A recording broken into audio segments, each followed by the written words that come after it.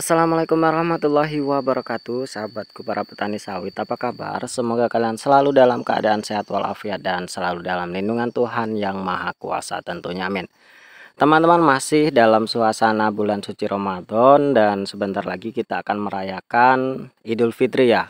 Kalau tidak hari Sabtu ya, kalau tidak hari Minggu, hari Senin ya, kita akan merayakan Idul Fitri bagi umat muslim.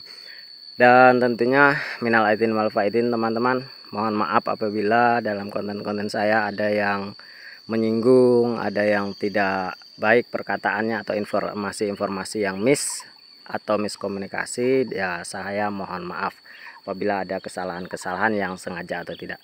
Nah teman-teman, pada video kali ini saya akan sharing mengenai beberapa komentar dalam channel ini yang mengatakan bahwa konten-konten saya ini tidak waras.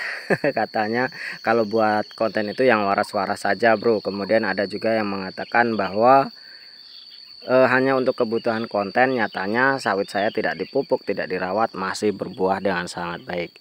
Begini ya teman-teman, saya upload video di YouTube atau di media sosial lainnya, tujuannya itu hanya sharing teman-teman, sharing kebun saya. Nah ini di depan saya ini kebun saya yang usianya 14 bulan masuk ke 15 bulan ya, saya rasa seperti itu, 15-an bulan. Dan ini usianya sudah hampir 20-an bulan karena selangnya dengan punya saya ini setengah tahunan teman-teman.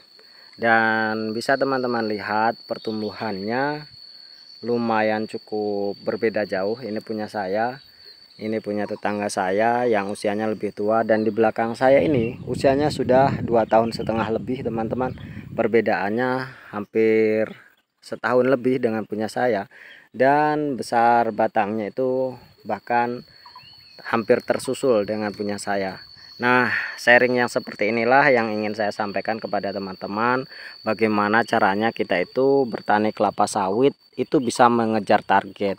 Dan tentunya saya pun selalu menampilkan bukti-bukti nyata dari kebun saya, dan memang selalu saya bandingkan dengan ya kebetulannya sih tetangga-tetangga saya itu pertumbuhannya dan perawatannya kurang maksimal, jadi saya pun bisa memberikan contoh yang nyata. Nah itu adalah maksud hati saya, itu adalah supaya teman-teman itu juga tetap bersemangat cara merawat kebunnya dan cepat menghasilkan. Tentunya kalau kita cepat menghasilkan itu kita bisa cepat mendapatkan keuntungan dari sana, kita cepat mendapatkan penghasilan dari sana. Nah, pengalaman yang memang saya alami pribadi ini teman-teman, saya sharingkan kepada teman-teman semuanya ya. Harapan saya setidaknya bermanfaat walaupun hanya sedikit. Kemudian saya juga memberikan informasi itu berdasarkan yang pertama memang pengalaman, yang kedua saya juga mencari literasi teman-teman dari berbagai sumber yang memang dapat dipercaya. Kemudian saya ambil kesimpulannya dan saya buktikan langsung di kebun saya praktekkan di kebun saya, dan hasilnya pun sangat-sangat menggembirakan, dan itu saya sharingkan kembali kepada teman-teman ya. Kalau mau dicontoh ya monggo, kalau tidak mau dicontoh ya tidak apa-apa.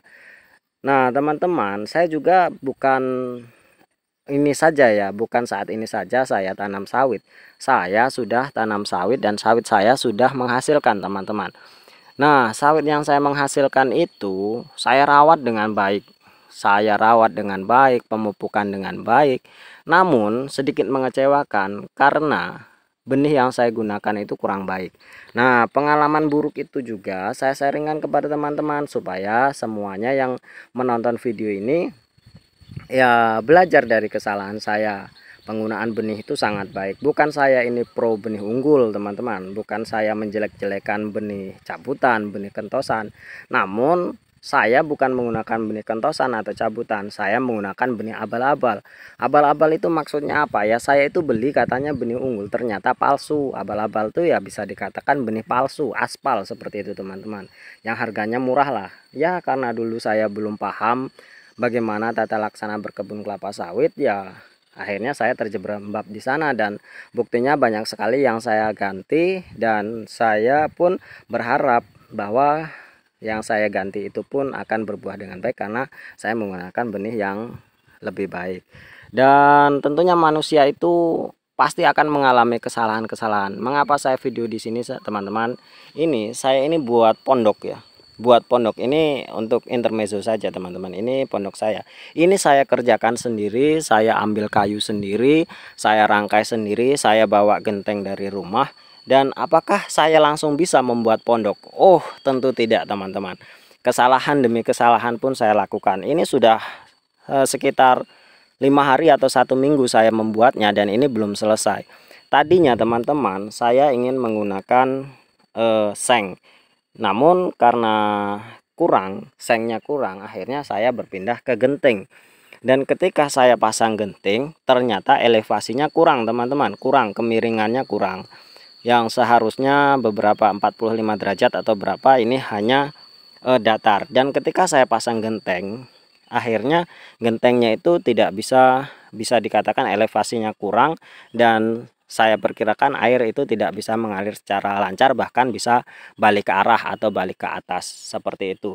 Dan di sini bisa kita lihat usuk ini usuk pertama dan ini usuk kedua yang saya ganti, dan nanti akan saya tambah usuk untuk yang ke belakangnya. Nah, dari sini teman-teman, kita itu belajar dari kesalahan. Nah, dari kesalahan itulah kita akan bisa menjadi ahlinya teman-teman. Karena ketika manusia itu tidak pernah jatuh di dalam kesalahan, maka dia tidak akan pernah belajar ataupun dia akan sombong. Karena kita ini bukan nabi boy, kita ini manusia biasa yang memang ya kita harus belajar dari kesalahan. Kalau kita ingin terus berubah menjadi lebih baik, ya kita harus belajar dari kesalahan. Nah, yang terpenting kita itu jangan sampai mengulangi kesalahan-kesalahan yang ada. Jadi teman-teman ya mohon maaf kalau memang konten-konten saya ini tidak waras. Ya alhamdulillahnya ada teman-teman yang membela dengan komentar-komentar positif. Saya ucapkan terima kasih teman-teman, dan tentunya saya masih dalam keadaan waras. Kalau saya tidak waras ya saya mungkin tidak bisa membuat konten.